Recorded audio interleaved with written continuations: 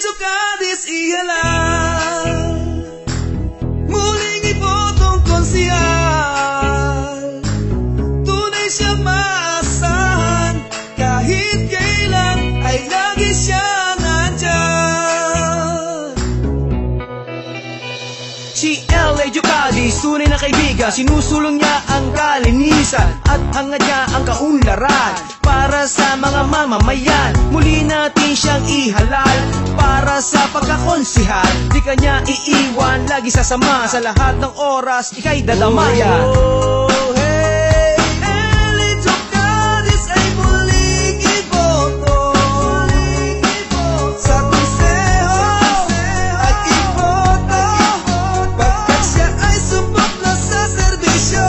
L.A. Jocadis iyalang L.A. Jocadis, sa pagtulong mabilis sa kapayapaan, kalinisan para sa mamayan, hanggang kaunlaran para sa karamihan.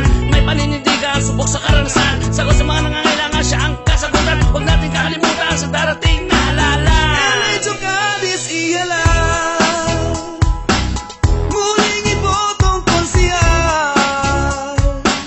Tunay siya maasahan, kahit kailan ay lagi siyang nandyan. Hey, L.A. Jocadis ay muling iboto sa konseho at iboto, pagkat siya ay subok na sa serbisyo.